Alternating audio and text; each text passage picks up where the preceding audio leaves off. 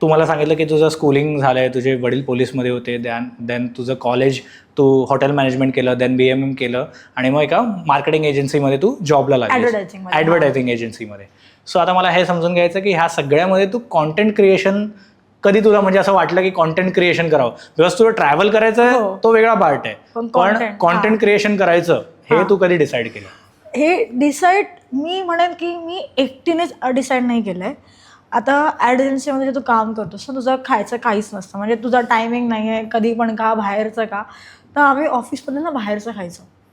तर आम्ही एकदा असं हॉटेलला गेलेलो, कारण आमच्या बॉस असं पार्टी वगैरे जायचा, तसं फोटो वगैरे काढायची. तेव्हा झोमॅटोवरती ना मी असंच टाकायचे फोटो की मी हे खाल्लं, एवढं एवढं खाल्लं, बकवास होतं, कारण तेव्हा पेड कोलॅब नव्हती ना.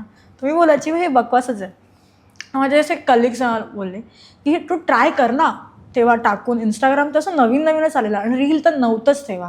तू टाक बघू पुढचं पुढे. तर आम्ही बसून, माझं जे कल्ट म्यूज नाव आहे, तर आम्ही बसून ठरवलेलं आहे की काय नाव ठेवायचं. हे हजार ऑप्शन्स काढलेले की नाही, कल्ट म्यूज आपण ठेवूया. मग तिथून सुरुवात झालेली आहे की आता पैसे जातातच आहेत, कारण आम्ही खायचो, पैसे जातातच आहेत, तर बघू जरा कोलॅबरेशन येतात की नाही. आणि पेड कोलॅब असतात हे मला माहितीच नव्हतं. मी स्वतःच जायचे, पैसे पे करायचे आणि रिव्ह्यू टाकायचे. आणि मला वाटतं की 10,000 फॉलोवर्स होईपर्यंत मला ही पेड माहीतच नव्हतं की असं पेड पैसे पण येतात.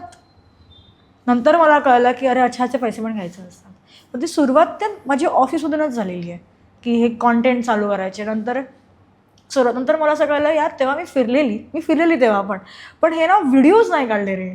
आता मला त्रास होतो, शिट, मी जर व्हिडिओ काढले असते तेव्हा, तर आता मी अजून प्रॉपर आयटिनरी अजून दिल्या असता की बाबा कसं कुठे कुठे फिरायचं.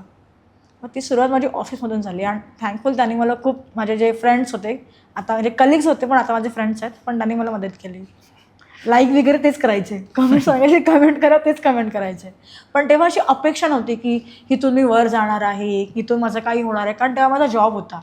तो माझी पहिली प्रायोरिटी होती की बाबा जॉब ही माझी फिक्स इन्कम आहे. आणि तो टाईमपास की जातो आहे, पैसे जाताच तर कोणाला तरी दिसू दे लोकांना की इथे मी गेलेली आहे, म्हणून ते चालू झालेलं आहे पेज, अजून काहीच नाही. तुम्ही हा व्हिडिओ इथपर्यंत बघितलात म्हणजे हा नक्की व्हिडिओ तुम्हाला आवडलाय. ह्याचा पूर्ण पॉडकास्ट आपल्या मेन यूट्यूब चॅनलवर आहे, ज्याचं नाव आहे वन टेक विथ अनिकेत.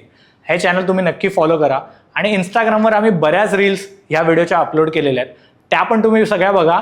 आणि वन टेक विथ अनिकेत हे इंस्टाग्राम चॅनल पण फॉलो करा.